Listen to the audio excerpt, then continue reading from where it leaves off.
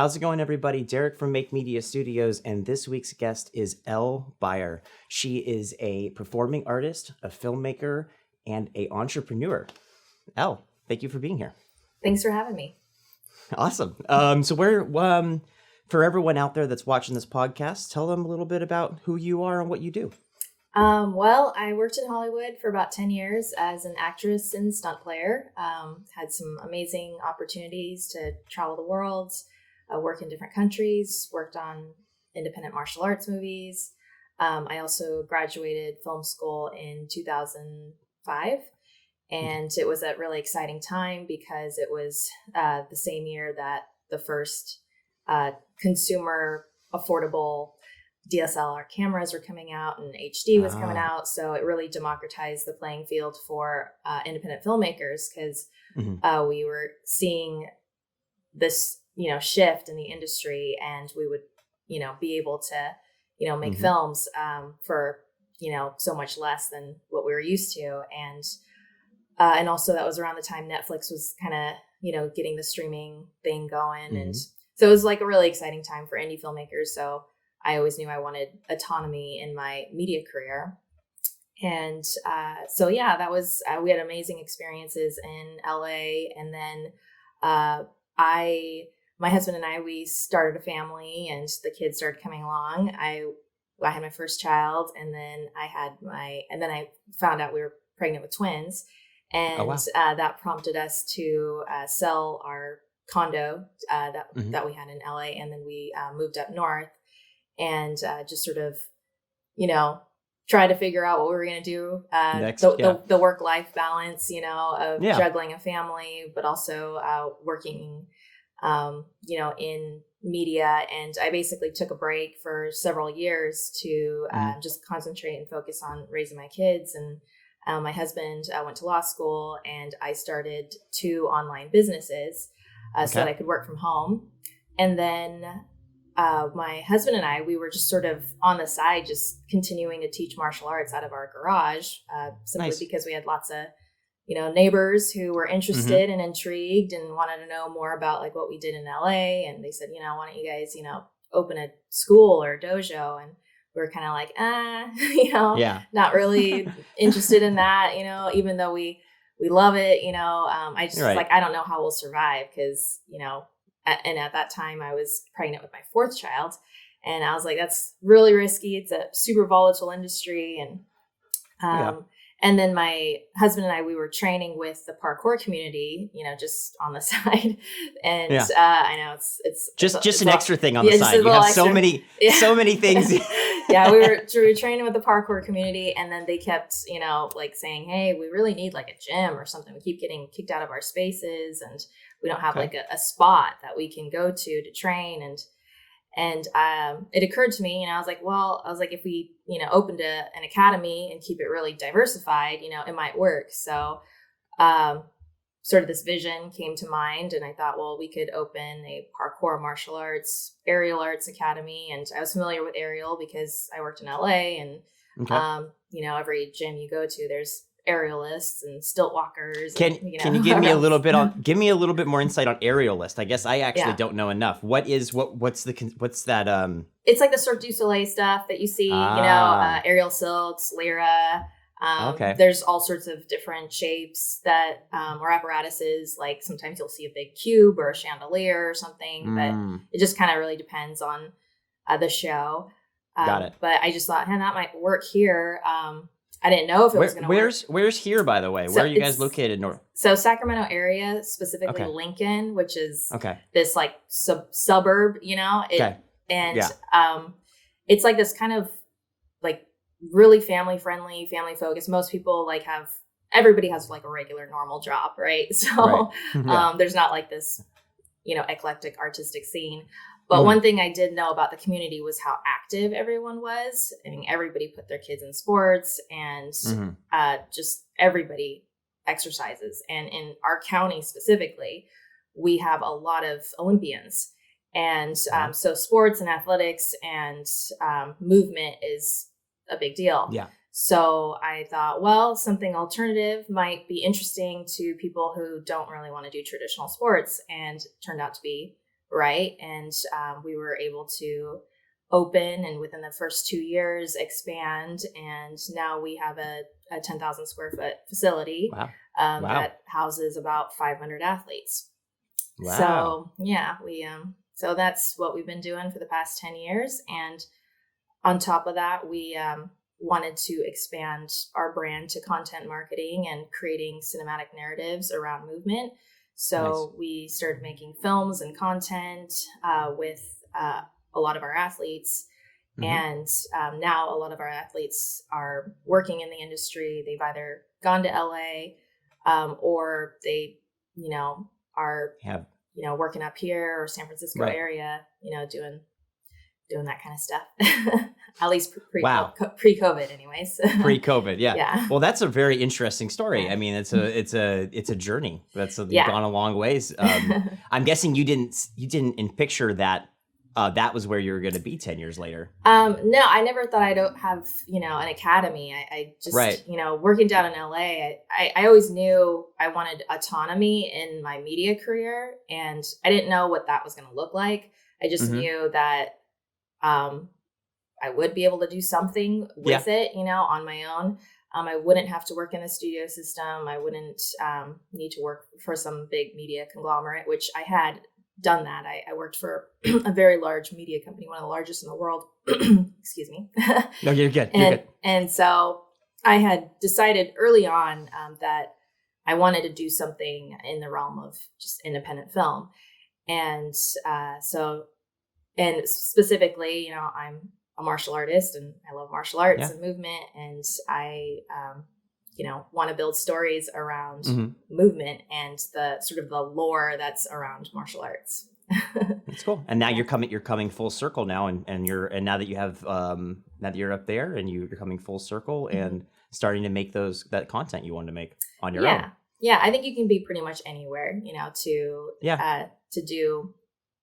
create. I think yeah. Well, to give people advice here on the podcast, do you, every time that you didn't think you were going to be here 10 years later, but every time you made these like changes and you like kind of evolved or you made your next, how would you explain your process of doing that to people? You know what I mean? Like what went through your head?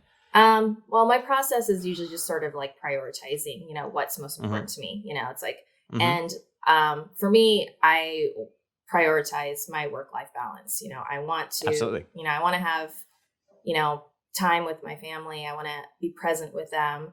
I want to create. I want to train and work out and develop myself, as an artist. And so it took a while to kind of figure out what that work-life balance was. I think a lot of it's just sort of trial and error and figuring out what that looks like. And you have like different seasons. You have certain seasons where you're working on a project, so you're so much more focused on that project. And then there's other seasons where you're just like, well, I just got to take a break from it all. I've got to pull back and just, focus on other things. So that's been my process, where I think in every artist journey, you have times where you're really prolific, and then you have times where you're sort of you're cultivating, cultivating the moments that will come later. So, and being okay with that. I think a lot of artists feel like this pressure to create all the time, and they need to, constantly put something out. And maybe that's the season you're in, but that's not necessarily going to be where you're at all the time. And, and I've just felt like, for me, you've got to get the bills paid, you've got to take care of business, you've got to, you have priorities, but, creating is just like a part of me, like it is with every artist, it's just like, you have to do it, even if it's just like creating one post or writing a poem or writing a scene. For me, I like to write a lot of monologues, just because I'll have characters come to mind, and I just have to write in the voice of this character, and I have no idea if I'm going to actually use it in something, but I know it's going somewhere, so I got to create, and so and then having it's a muscle. I mean, creating is a muscle, and you have to flex that muscle. When you were talking about those cultivating times, I think that it's sometimes hard for people to realize they're in those moments. Mm-hmm. When things start to slow down for me, like either business, it's sometimes hard for me to transition into making more YouTube, making things for myself, or transition back to doing work. Yeah. That you don't, you look at it later, you look back on it and go, oh, those were the down times. And maybe Right. as you go along, maybe you start to notice it, right? You start to realize when those moments are. Yeah. And I think you have to live your life too. Like, Mhm. live, your life experiences, because that's going to be like this Translate. rich texture. Yeah. That you add to your creative works. And, it builds your perspective that, that you want to share at some point. I agree. Yeah. I agree. My wife and just kind of some of the history here. So I'm the filmmaker and the creative. My wife wants to go to law school. So it's kind of funny how you said that your husband went to law school. My wife is in the journey of going to law school. Okay. So that's where we're at. Opposite of you and me, I lived in the Bay Area. I just moved down here the 19th of last month. So this is my first month in LA. I like it so far, but it's competitive down here. Yeah, it's It's especially during this COVID time too. I mean, it's real hard. Like I'm a full-time freelancer and I'm trying to find work, and that's an interesting juggle. Yeah, I mean, what I found down in LA, and this was pre-COVID, obviously, and this was in the mid 2000s, was the good thing about LA is you're always around other creatives that are, have a similar goal to you. So I feel like it's not hard to find collaborators and people to help you, develop your muscle, your creative muscles.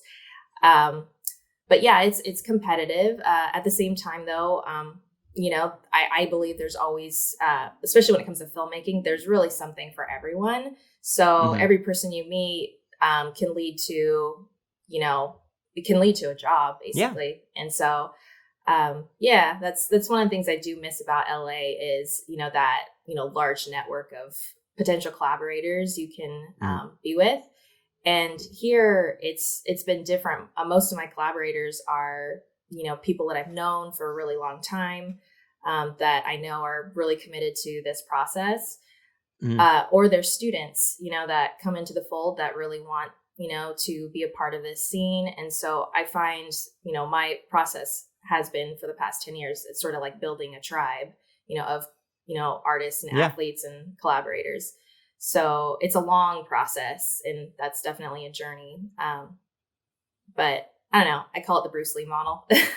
Explain that one. I call it the Bruce Lee model because that's basically what he did. He had a school and trained with his students, and he understood the power of story and knew that was going to be an important aspect of how he shared, his philosophies of life and his, martial philosophy. And, his life and his work really resonated with me as a kid. So it wasn't until later on I came to recognize it as a model, like, wow, you can, if you can't find collaborators, well, teach collaborators, bring that makes people sense. up. And that's basically what you're doing. You're building this like educational YouTube channel and, trying. So that's really cool. I think that's kind of cool. You're saying with the collaborators, that's during the COVID time, it's hard to find collaborators, it's hard to go out and film, but making these, collaborating with you for this podcast and collaborating with other creatives outside of just LA with the internet is changing that with the ability to do a Zoom call with you. We're 400 miles away, 350 or something like that, I think, to Sacramento. But I think that's really cool. I wanted to know more about your martial arts though. When did you start in martial arts? Well, I didn't really start in martial arts till I was 18.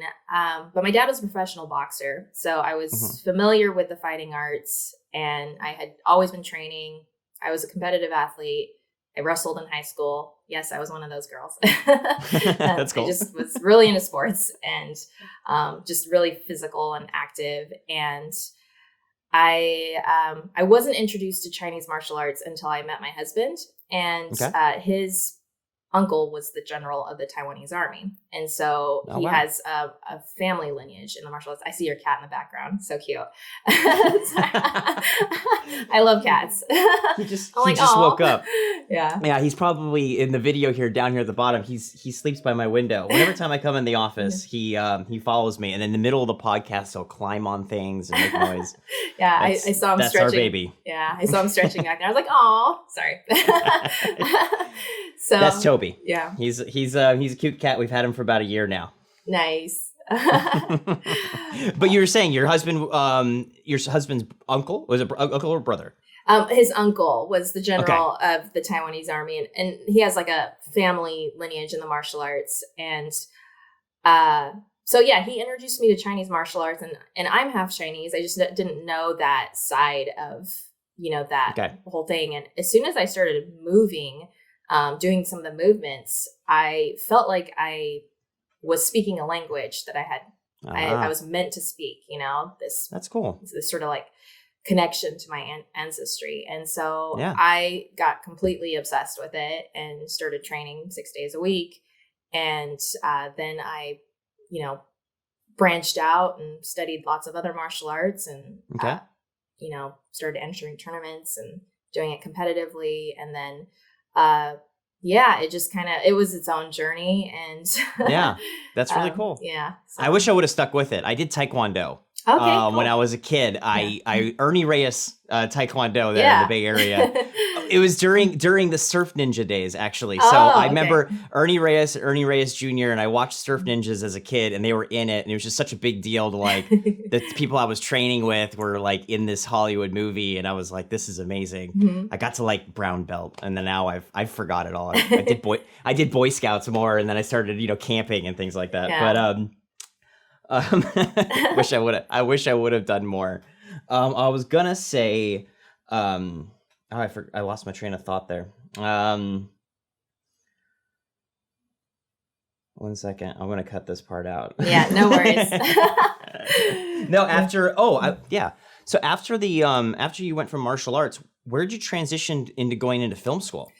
I actually had a really profound experience in high school. I was really super shy. I never wanted to be an actor or be on stage. And I ended up having this really profound experience that, got me involved with the arts. And this was in high school. And like I said before, I'd always been an athlete and a competitive one at that. And my freshman year of high school, I had to take a performing art, and it was a requirement, and I didn't know what to do because I didn't want to do choir and I didn't want to do band, and I didn't really know what drama was. And my brother had taken it, and he said that I should do it because all you do is play games. And so that registered in my brain that we were going to play like athletic games. Yeah. And so I didn't even know what drama was. And then the first day of class, our teacher told us to get on stage and like mime an activity. And I did it, but I was like panicking inside the whole time. And I was like, oh my gosh, is this what this class is about? Like, I'm going to have to like do stuff on stage, And it really freaked me out.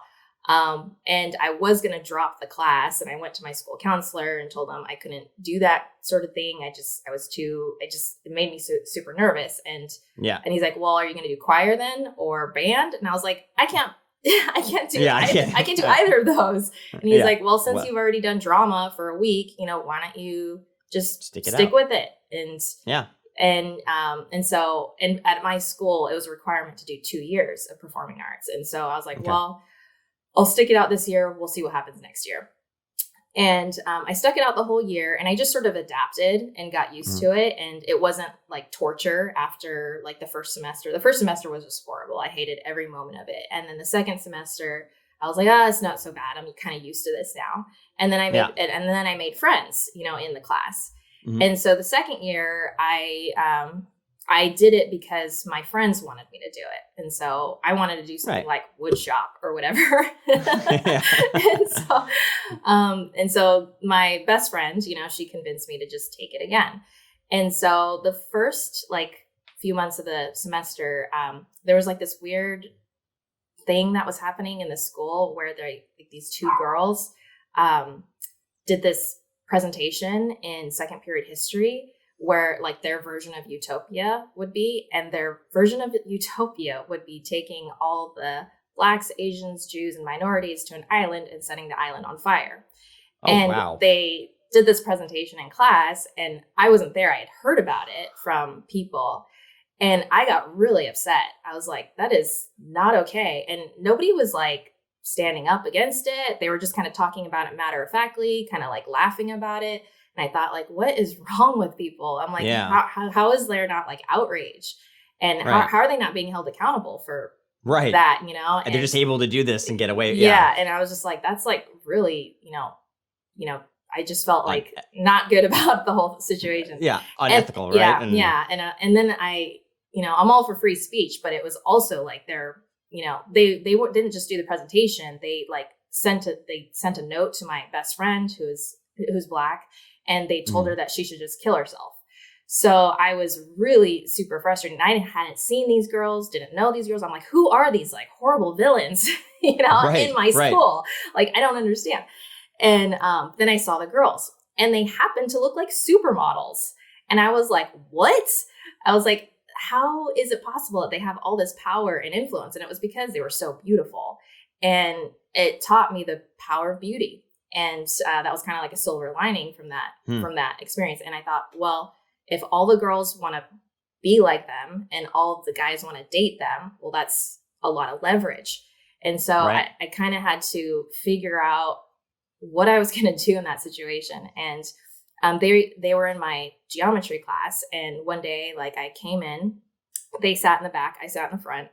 I sat down and wasn't paying attention to what was going on in the classroom. But my friend Luke, who was sitting next to me, he stood up and was like, what the, and I was like, what's going on? What happened? And he got up, and there was like white pride signs like all over the classroom. And I didn't notice because I just walked in and sat in my seat and got my book out.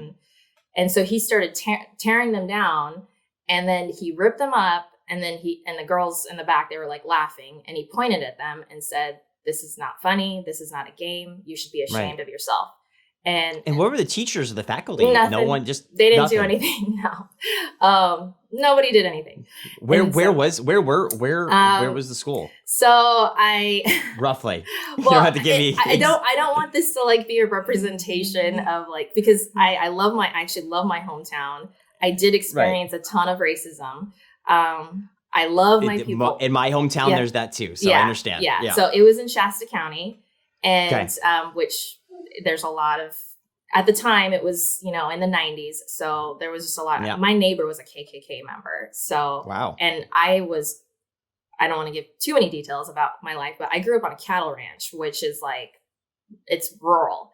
And my dad would arm me with a gun since I was 11 years old, just in case, Just in case, And so anyways.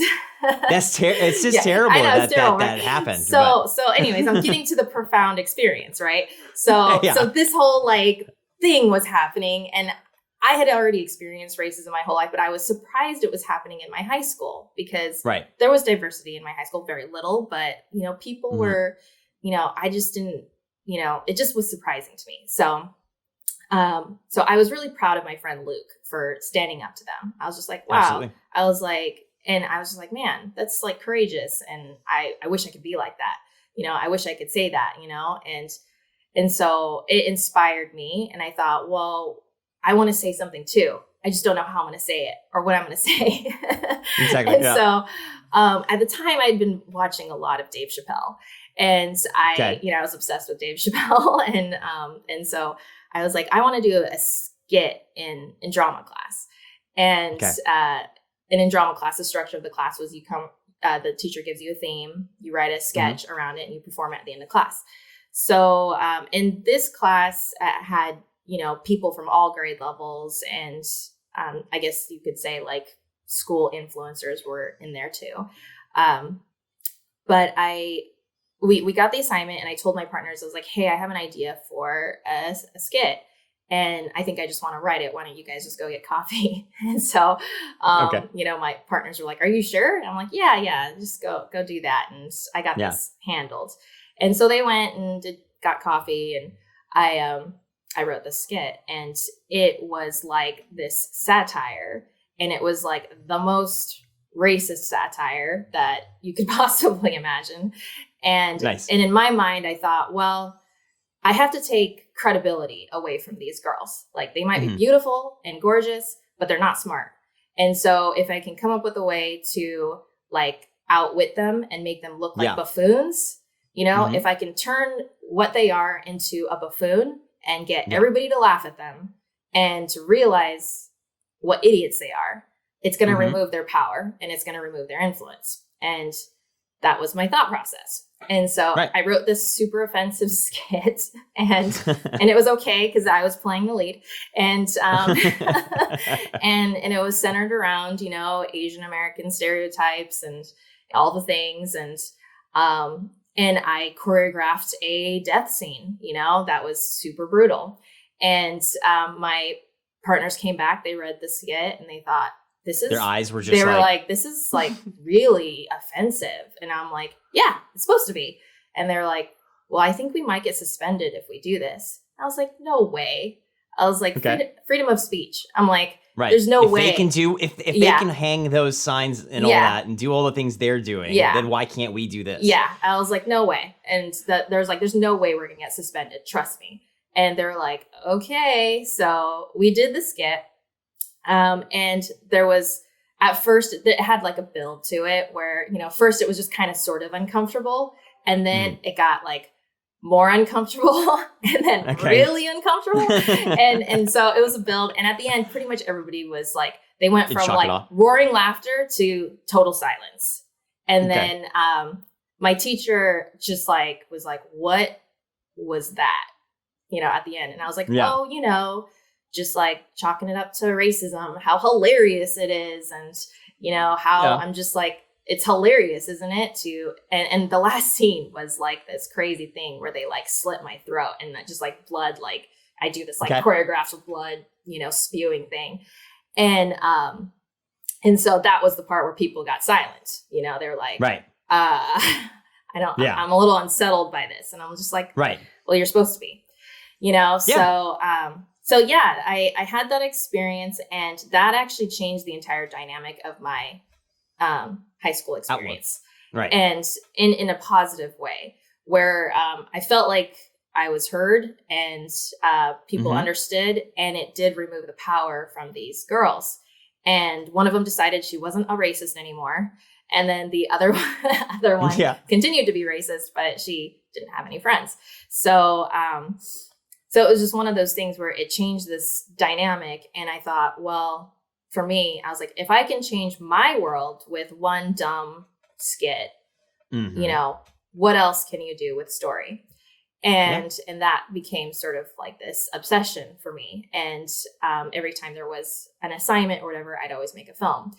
And that's sort of what transitioned me into filmmaking. And I got really into theater. I started doing all the plays, and I was part of this like dance, theater group called Club Cougar. And I just got really into it because I felt in my heart that it was really important.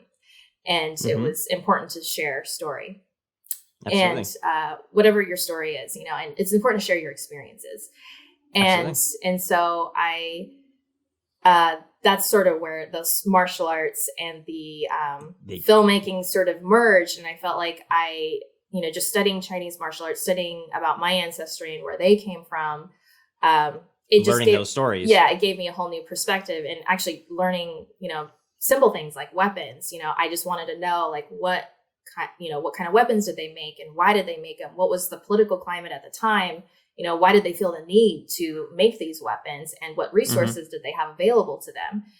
Was it, just like a bamboo stick, or was it a type of foil? Was it, who had the steel? If they didn't have steel, why was that? It was because there was some sort of feudal state that was, at the time. And so I just got really into like martial arts lore and, trying to study like the history of, martial arts and the different types of martial arts and the different political climates that existed during that time and what fueled, those needs, for self-defense and, sort of like what led up to that.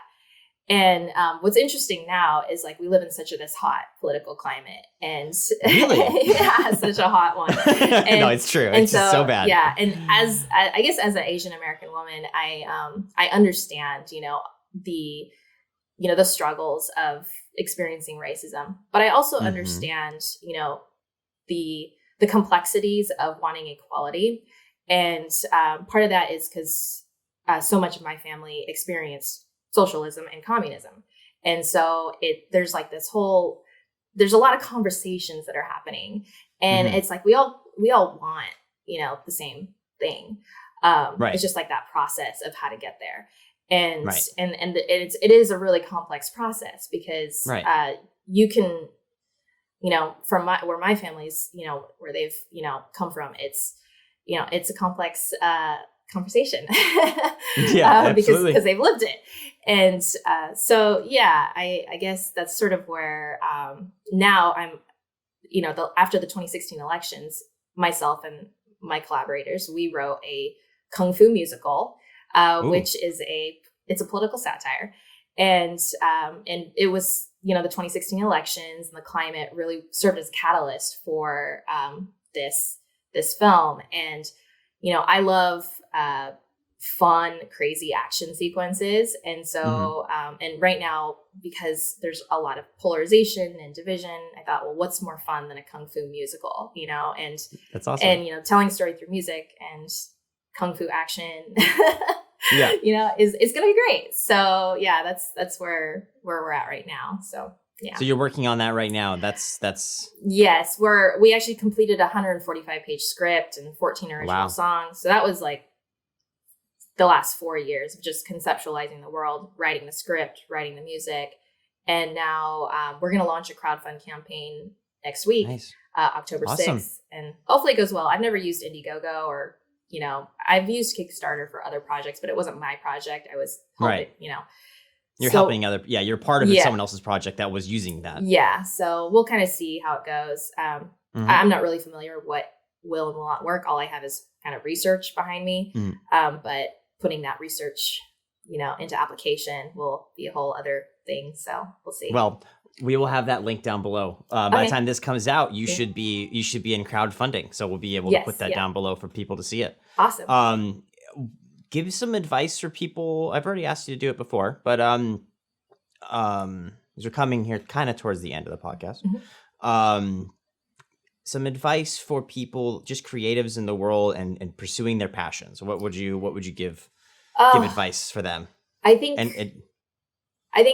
follow your gut. If something instinctually feels right, even if it doesn't make sense at all, go with it.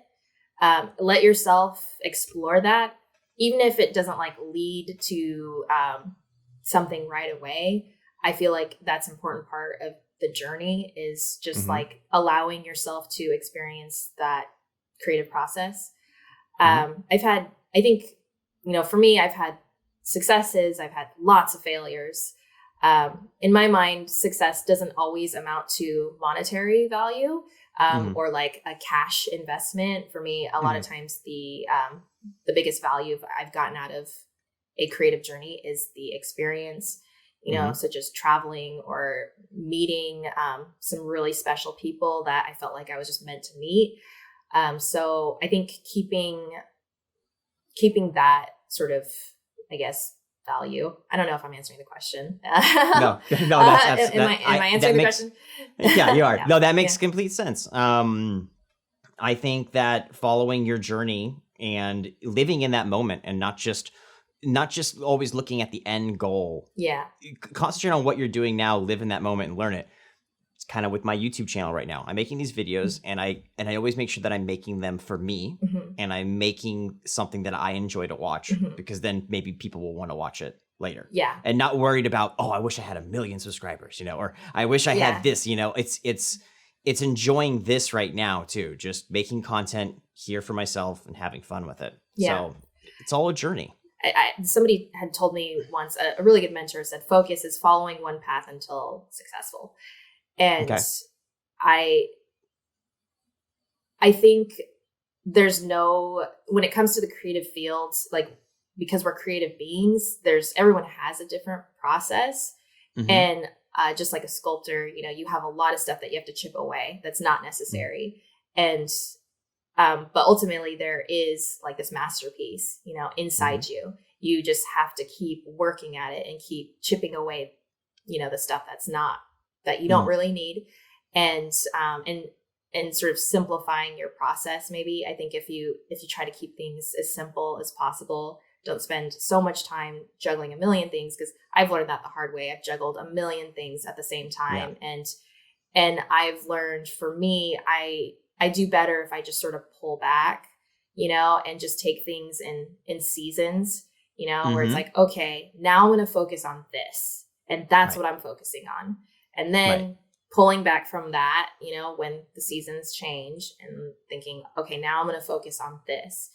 So even with like my training, I'm not, I move every day, but I'm not necessarily like training to up my skill level,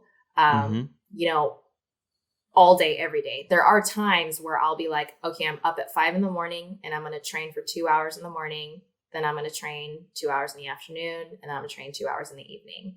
And there's seasons where I do that. I call those like my temple weeks. And then, but it's not really sustainable for me to do that, every day. That's a quarter of your day right there. And half of it's you're sleeping. No, I'm just kidding. Yeah. And what it does too is I need time to be, to write, and to be with my family, and prepare good, healthy food, do some meal planning, that's what me and my wife are doing here. Yeah. So it's just sort of like taking it by seasons and not rushing the process. Because I think rushing the process can be a form of self-sabotage for artists. And so just being patient with yourself, is, I know, really hard for a lot of people, because we feel like, gosh, we gotta move quick, and which is true in some aspects. You do. There's seasons for that as well, but I agree. Yeah. I think I've been too many times in my creative journey always looking at age. For me, it's age, right? I go, because I'm 33 now, and I look at, these people are doing it at 18, or they're doing it at 16. And I always looked at age as like, I'll never be able to do that, because I'm never going to be a prodigy, right? Like I'm not going to be that person that did it starting at that age. But then I've always looked into like actors and stuff, like the guy from The Mandalorian. I can't think of his name right now, the main actor, but like, I mean, he didn't start acting until his 40s. And there's a lot of, that's back to the journey. Everyone has their journey. Yeah. Live your moment and enjoy what you're doing now, because you don't know what's next. And you have to just you have to build everything inside of you. Yeah. In however way you're supposed to build it. Yeah. It's not a race. It's not a competition. It's your journey. And I have this amazing friend that I train with, and she's 72, and she took up becoming an aerialist like 5 or 7 years ago. And I'm like, wow, you were in your 60s when you decided to become an aerialist. And she's overcome tremendous, injuries. Like her back was broken. She has a cage in her back. She has, she had shoulder surgery. She's had a lot of things that she's had to overcome. And I look at her and I get really inspired, and I think like, wow, it's never too late, to follow something you're passionate about. You don't know where that will lead either. So yeah, that's, I guess my advice is to take it in seasons, and take your journey in seasons and enjoy that process. Don't worry too much about, where you're going to be at this certain date or time. By the time you're 35, you're supposed to be a millionaire or billionaire or whatever. Because that, there's all sorts of strategies and tactics and formulas and books you can read that will, assist you on achieving that outcome. And, but ultimately, like, life throws at you all sorts of things, like this COVID thing is a perfect example of that. There's, I feel like so many people were on this stride, and then just like, things sort of, disrupted that. But at the same time, like the way like you're adapting, you're taking this time to build your YouTube, and for me, it's like, it gave me a chance to build more of this digital infrastructure that I've been trying to build for years. So every season offers its own opportunity, and just hanging on to that, seeing the opportunities, seeing every obstacle as an opportunity, and just moving forward.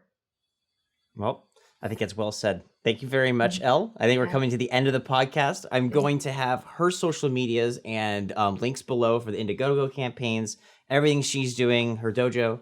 Everything's going to be there.